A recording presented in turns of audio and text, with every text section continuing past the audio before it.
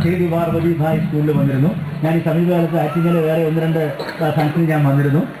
ഏതായാലും ഞാൻ ആദ്യമായിട്ടാണ് ഇങ്ങനെ ഒരു തുറന്ന സ്റ്റേജിൽ ഞാൻ ആകെ എംബറാസ്ഡായിപ്പോയി. കാരണം ഞാൻ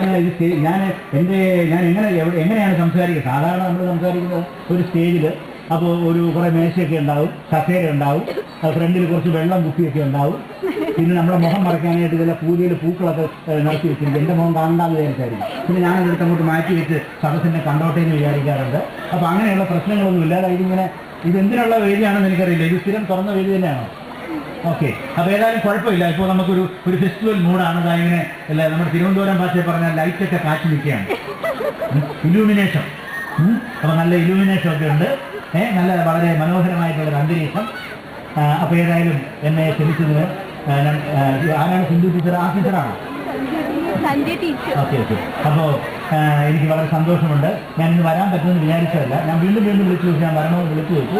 ഏതായാലും രാവിലെ ഞാൻ പത്രം വായിച്ചപ്പോഴുണ്ടായിരുന്നു ഇന്നത്തെ ദിവസഫലത്തിൽ പറഞ്ഞിരിക്കുന്നു പിന്നെ കാര്യതടസ്സം, പിന്നെ മനോവിഷമം, അതൊക്കെ പൂർണ്ണമായി ശരിയാണ്. പക്ഷെ സായാഹ്നത്തോടെ കാര്യങ്ങൾ മെച്ചപ്പെടാമെന്നുകൂടെ ഉണ്ടായിരുന്നു. അപ്പോൾ എനിക്കൊരു പ്രതീക്ഷ ഉണ്ടായിരുന്നു. ഏതായാലും സായാഹ്നത്തിൽ കാര്യങ്ങൾ കുറേ മെച്ചപ്പെട്ടു. ഇവിടെ വരാൻ സാധിച്ചു. നിങ്ങളെല്ലാം അഭിമുഖീകരിച്ച് എനിക്ക് ആരുടെയും മുഖമൊന്നും കാണാൻ പറ്റുന്നില്ല.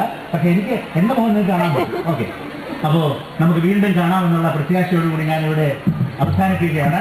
ഈ സ്കൂളിന് എല്ലാവിധ അഭിവൃദ്ധിയും ഈശ്വരൻ നൽകട്ടെ എന്ന് പ്രാർത്ഥിച്ചുകൊണ്ട് ഞാൻ തൽക്കാലം നിങ്ങളോട് യാത്ര ചോദിക്കുന്നു. Thank you. നമസ്കാരം.